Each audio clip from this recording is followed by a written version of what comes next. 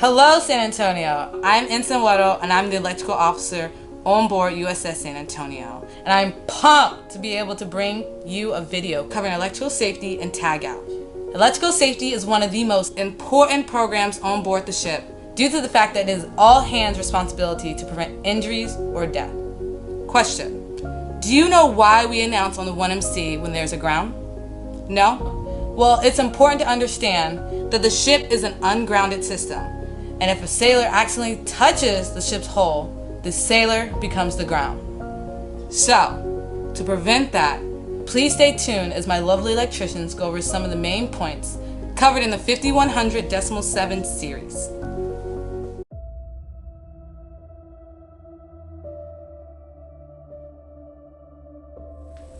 Hello everyone, I'm Ian Carpenter on board USS San Antonio. I'm here to talk to you today about electrical safety for all hands, not just electrical or non-electrical ratings. You may be asking yourself why we do electrical safety training every year for all hands. The answer is simple. It's because electricity can and will cause serious injury or even death. The reason why we do it is so everyone is aware of the common hazards and everything that everyone is exposed to on a daily basis on board a warship or wherever you are receiving this annual training. This is a short video to show everyone how to rescue an electric shock victim. Clean and inspect. Tags. I ain't got time for that. It's almost 1800. I'm about to leave. IVV? I don't need that.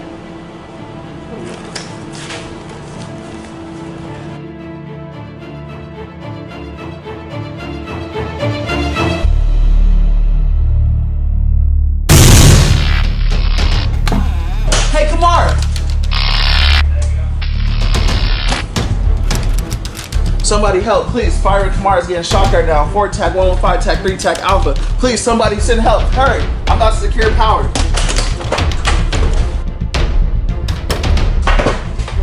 Oh my god, Kamara!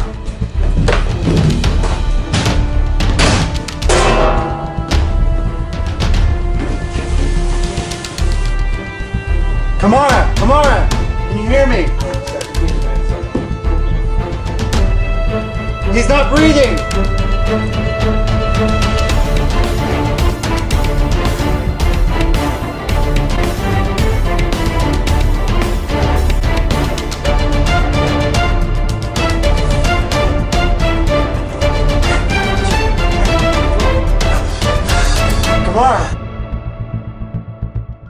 Let's recap.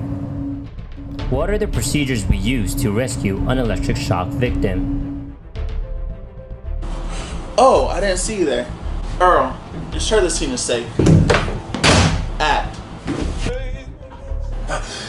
Report the cavity. Somebody help, please. Locate your nearest first aid box.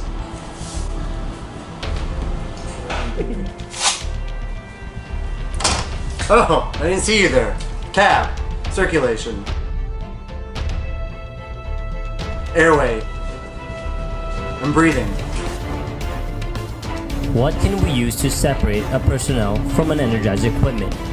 To separate a personnel from energized equipment, we can use non-conductive material that includes a wooden stick, a plastic pole, a belt, or a rope. Do you know? Oh, hello there. Did you know that 1 milliamp a shock is felt? That's 1 milliamp. 10 milliamps a person may be unable to let go. They'll be like electrical, live right here, then you're like, you get shocked. And 100 milliamp shock may be fatal. You could die if it's longer than 1 second. That's 1 second. What are the symptoms of electrical shock? How you guys doing? So some of the symptoms of electrical shock is that you'll see a person that becomes very pale or bluish, weak pulse and weak breathing, shortness of breath, unconscious. They may have burns present, and their body will be very rigid or stiff. This is an all-hands responsibility. See, something like this is an electrical safety hazard. Or a missing overhead light fixture cover. That's also a hazard. Or like this, a missing light switch cover. Please report any condition, equipment, or materials that are believed to be unsafe. The numbers that you can call is CCS 2709 or Motor Rewind 3824. Thank you.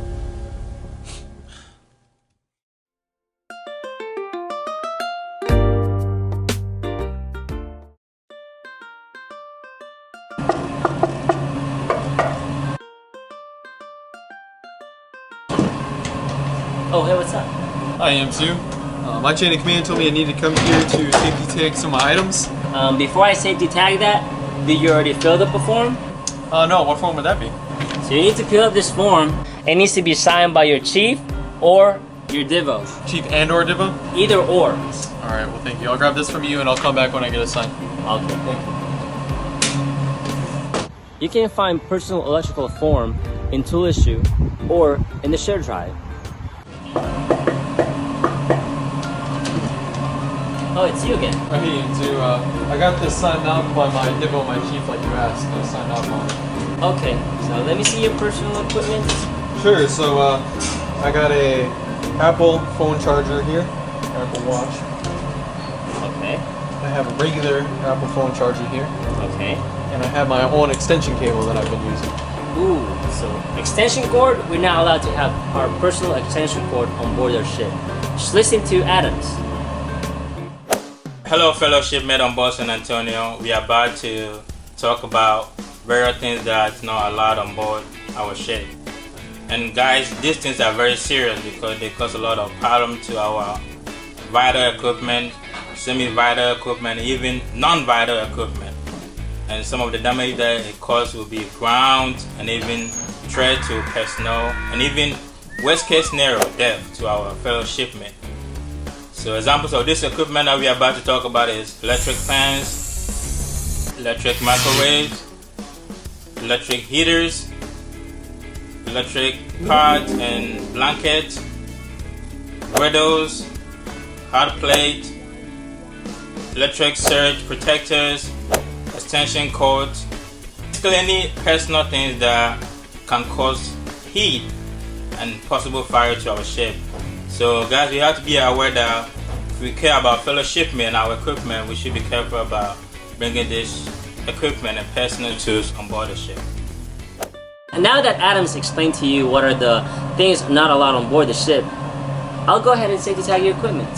So, as Tool Issue custodian, what other things can I check out from your shop? That's a good question. Let me explain it to you. I got a drill. I got a 25 feet extension cord, a 100 feet extension cord, and a 440 extension cord. I also have different sizes for shop vacs, for maintenance, and for removing water. I have an iron. I also have a Dremel for engraving. I have a soldering iron. I also have a heat gun for removing non-skid. I also have a drop down light. I also have Dremel 3000 for engraving and cutting small objects. An electric saw. We also have a grinder. We also have two different kinds of blower, this big one and this small one. And last, we have a surge protector that is allowed on board our ship. Alright, EM2, that was a lot of good information. If I ever need to check out a tool for any of my maintenance, I'll make sure to come to you first. Sure thing. If you have more questions, just stop by in Tool Issue at 2 TAC 135 TAC 4 TAC Alpha, or just call me at 2718. And here's your phone charger back. Thank you, EM2. Appreciate it.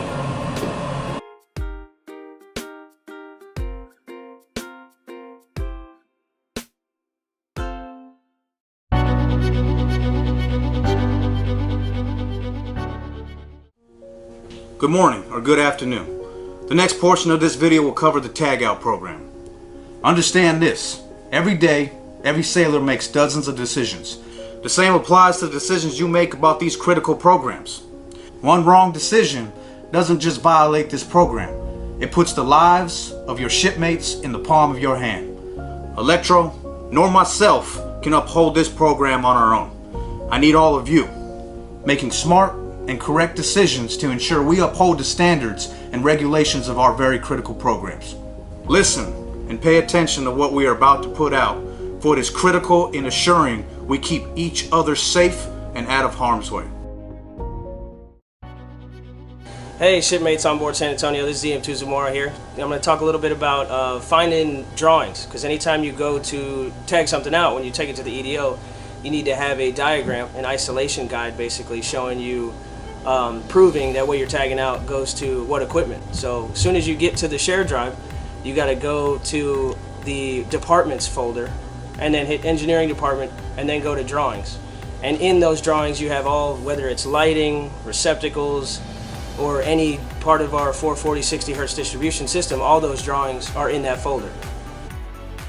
So when it comes to building tags in ESOMs, so everyone on board that gets qualified 3M, along with that comes access to ESOMs. That's our electronic tagout system.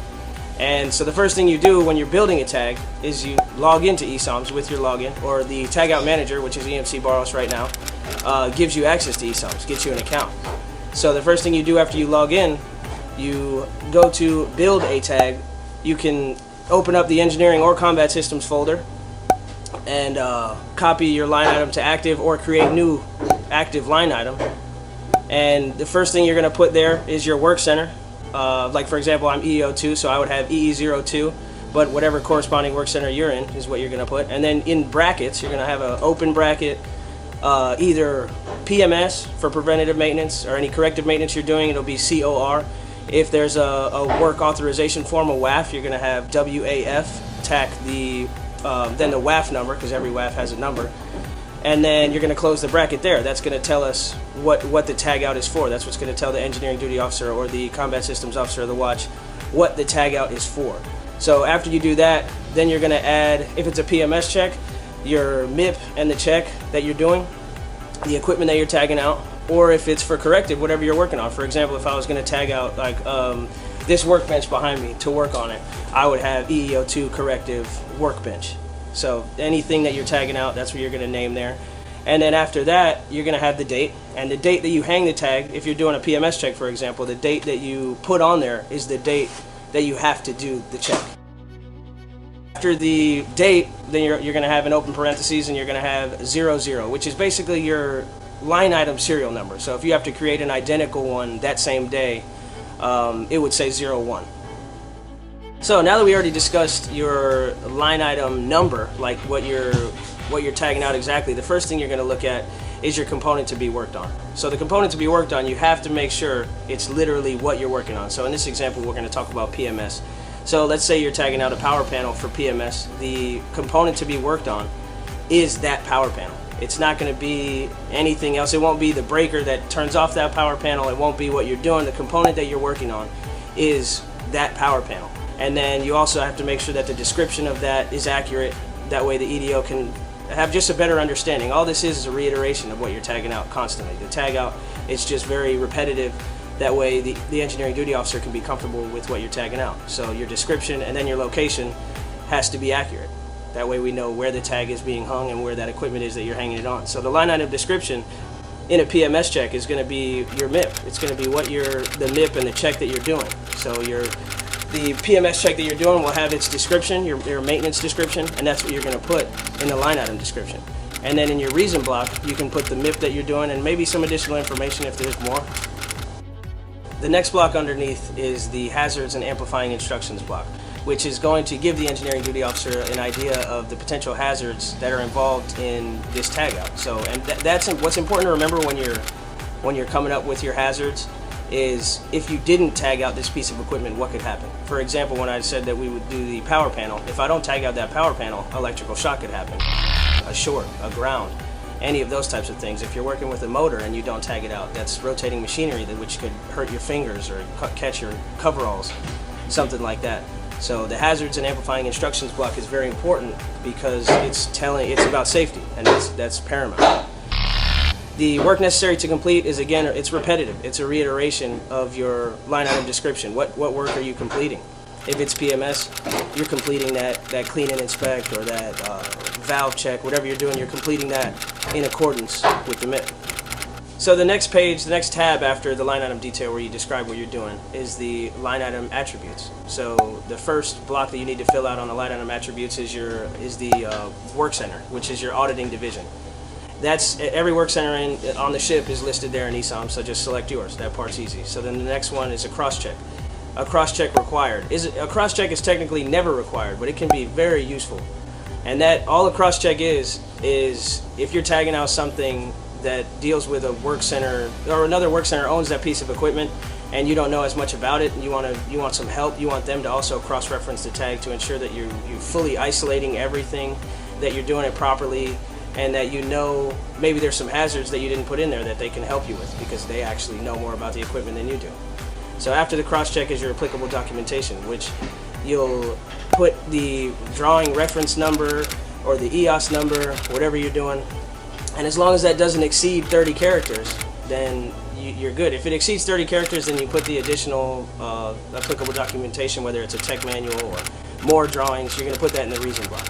But if it's less than 30 characters, make sure that drawing number is in the reason block, because we see too often people just putting C reason or C block like it, and it should be in the applicable documentation block. So after that, repair activity required. That's just a yes or no block. If it is a WAF or some sort of TWD, a technical work document, or a formal work package in which people from outside activity from the ship is working on it, then you're going to need a WAF, and that's just going to need their signature as well as their signature on the tag once you do get it authorized. After that is you got single valve to C and single valve to high energy system, and those are important because they require the CO's permission. So the engineering duty officer needs to be 100% certain that you guys are tagging out the right, whether it's valves or whatever it is, that to high energy or to C, because it requires the captain's permission.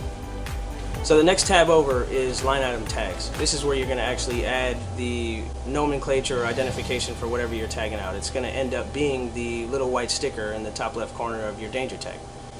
And so if you're adding a breaker, the first thing you're going to do in the bottom left corner, you're going to click the search button and make sure you put the % when you search. A lot of people forget that, and then they come to us and they tell us that the breaker or the valve identification is not in ESOMs, and that's just because they're searching improperly. So you're going to hit the % and then search for example, if it's a breaker 1 tag 30 tag 1, you'll search that, and then a bunch of search results will generate, and you'll select the one that you need. But before you just add that to your tag, you got to ensure that well, for breakers, for example, BKR has to be at the end of it.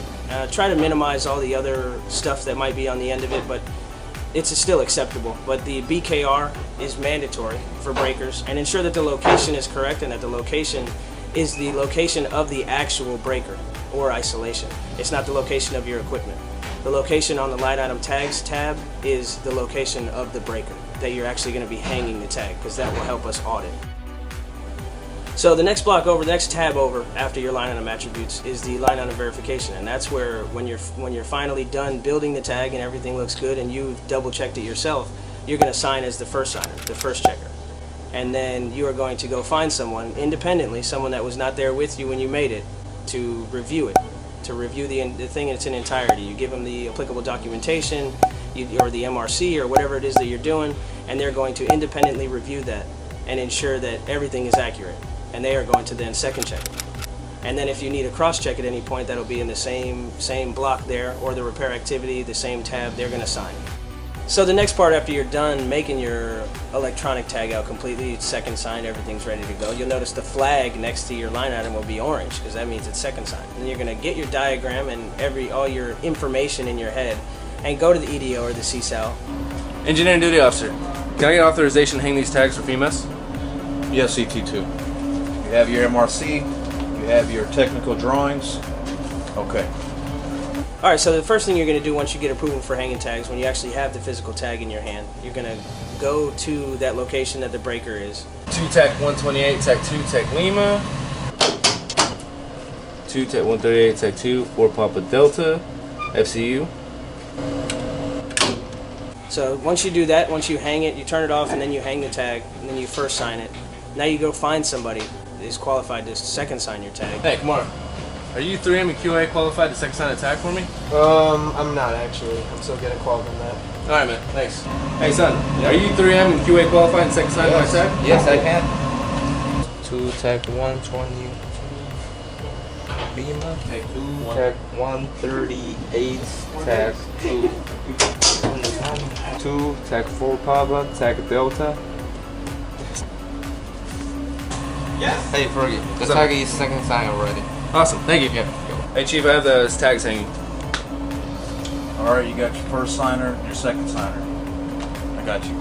So after you're done hanging those tags, make sure you put everything back in the correct division's portion of the tag out binder. So your tags to be hung sheet's going to go in the binder. When it's time to go clear the tags, you go back to the binder, you find your tags to be hung sheet that was properly placed inside of the tag out binder after approval and first and second check. And you grab that and you go to the EDO. Hey, Chief, I'm ready to clear those tags. Alright, you have your tag to be hung sheet. You have any issues with your maintenance? No issues. Alright, here's your tag to be cleared sheet, E22. Gracias. And you're going to go back to that tag, ensure that it's right again. You're going to clear the tag. And you're going to turn that breaker on or open or shut that valve, whatever you're looking to do. Then you're going to initial all the way in the right on the tags to be cleared sheet, the date and the time, and then the person clearing it. And then you bring it back to the EDO. Chief, here's the cleared tag. And he will verify that you did indeed clear the right tag. 14739, 14739, signed, dated. Alright. And rip it up and throw it away, and that tag will never be seen again.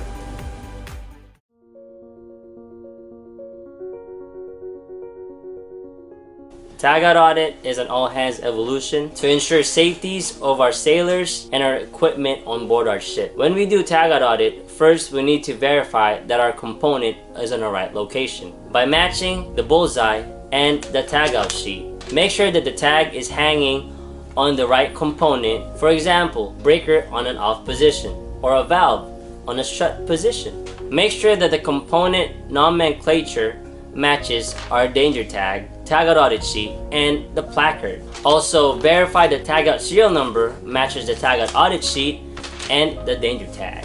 Also, check that the valve or a breaker is on the right position. To ensure the tag is properly secure, lightly pull the tag away from the component. Ensure that the authorizing officer, the first signer, and the second signer sign the danger tag. After everything is verified, don't forget to sign the tag out audit sheet. Tag out audit conducted by your name, signed by you, the date when you conducted the tag out audit. Don't forget to write down all the discrepancies at the bottom of the tag out audit sheet. If you come across a missing tag, a damaged tag, or a tag on the wrong component, or in the wrong configuration, the following must occur. First, stop all work. Second, you will notify the authorizing officer of the situation. The authorizing officer will then print a replacement tag. It'll get hung in the same procedure as a normal tag up, and then no work will commence until approved by the department head.